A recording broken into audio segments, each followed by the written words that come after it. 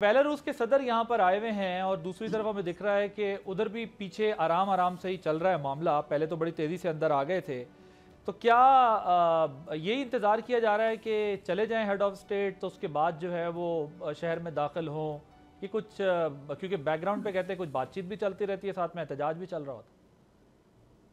ये बातचीत तो पहले तो अच्छी चल रही थी। आई डोंट नो अबाउट क्या वैसे बेलारूस के सदर की क्या अहमियत है, वो तो कराची के मेयर जितनी उनकी इम्पोर्टेंस है। ये तो ऐसे ही चूंकि उनको बुलाता कोई नहीं है, यहाँ आता कोई नहीं है, तो रोज एक सेंट्रल एशिया का बंदा बुला के हम कह देते हैं कि जी बड़ा कोई इंपॉर्टेंट हो गया। बेलारूस से हमने क्या लेना है या उन्होंने हमसे क्या देना है। वो तो ऐसे ही एक आई वुड से कि पुतिन की एक जूनियर मिनिस्टर टाइप उनका है, ज्यादा से ज्यादा लेवल। तो आई डोंट थिंक सो उसकी कोई इम्पोर्टेंस। नहीं, बट आते के मामले में तो इधर एससीओ हुई है, बड़े दुनिया के हुक्मरान यहाँ पर आए हैं, वजीर खारजा आए हैं, एससीओ जैसा बड़ा इवेंट तो हुआ है, लोग आए तो हैं यहाँ पर। एससीओ तो तय करके गए थे ना पहले, 2 साल पहले वो तो तय हो गया था, इमरान खान के दौर में तय हो गया था, तो वो तो हुआ है।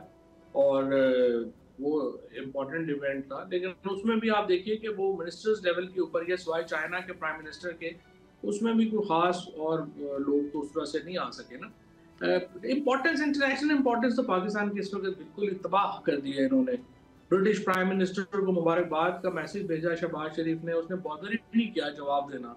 किसी डेमोक्रेटिक यूरोपीय यूनियन के मुल्क को आपने सुना ही नहीं होगा कि कभी उसने शहबाज शरीफ को या पाकिस्तान में किसी को कॉल किया हो। अमेरिका के सदर तो खैर भूल ही जाए, जो पहले दिन मोदी के साथ बात करता है, और इसी तरह से ब्रिटिश प्राइम मिनिस्टर, और ये बाकी तो इस वक्त पाकिस्तान के इंटरनेशनल रेलिवेंस तो बिल्कुल इन्होंने तबाह बर्बाद कर दी। सब्सक्राइब करें और बेल दबाएं ताकि कोई खबर रह न जाए।